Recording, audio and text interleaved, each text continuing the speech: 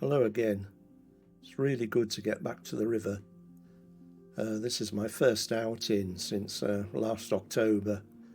I planned to do quite a bit of winter fishing, but it seemed as if it was just more and more rain and floods and so on. Well, I mean, you're quite aware if you lived in the UK of what a miserable winter we've all had. Anyway, things are looking up. Some of the problems of the river have actually gone away because of the floods. Some blockages here and there, and some unsightly dead trees have disappeared, thank goodness. So I'm looking forward to an encouraging season. And as you can see, I'm waddling along nicely, getting to the my first port of call.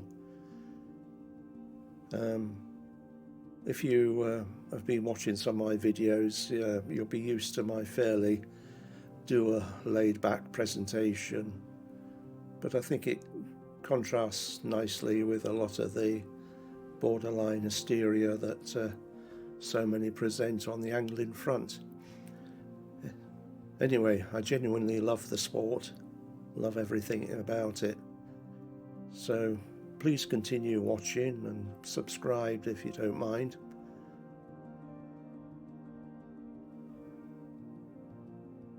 Anyway, I'll leave you with the rest of it. First fishing session of 2024. Haven't been able to get out because of the excessive rain. The river's still running a couple of feet higher than I'd like. But we've had a couple of days without rain, which is a blessing. And I've made the mistake of putting my thigh waders on because, well, I didn't intend to wade deeply because it's sort of like a -4 start to the day, and I thought there's a limit to how much cold I could take. But the interesting thing is with this pool is that the floods have scoured out the gravel considerably, so I'm just going to try popping in a couple of check nymphs and see whether there's any little grayling about. Looking down there, it's to about the top of my waders, whereas this time last year, or this height awards, I would have been able to have stood on the gravel there. So that's gouged out the river considerably. I'm just marking on the video the bits that were gravelled up last year that you could stand on at a similar height of water, just to show you that these areas have disappeared completely this year. Well, a bit further down the pool, the gravel is roughly where I expect it to be, so I'm wading in a little way without any problem.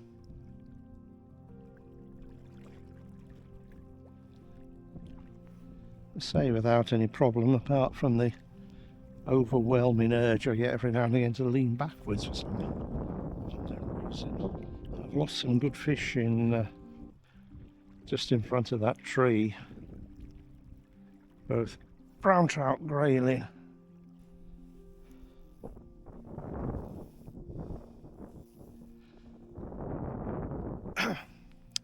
change of flies. I lost them on a tree a few minutes back. It's amazing. I was trying to snap this 3-pound breaking strain nylon, and I was having to absolutely tug like crazy towards the snap.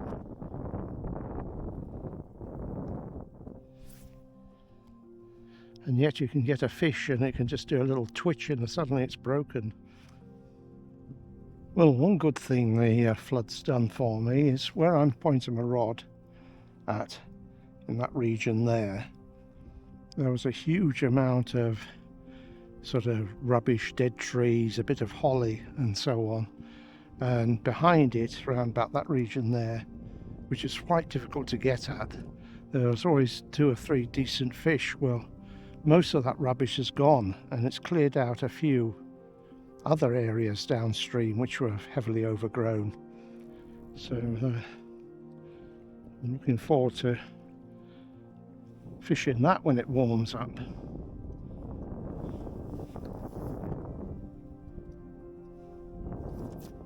Just going to try a bit of a flick in here where it deepens off. I've had the odd grayling in the past down there.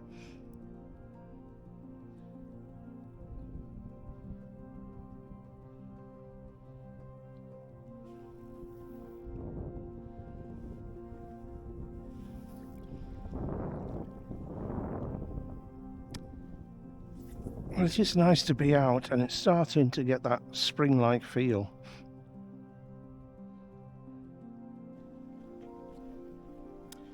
Right, as a bit of an experiment, I'm just going to poke a stick around this gravel and put the camera underwater, see whether I can see any nymphs.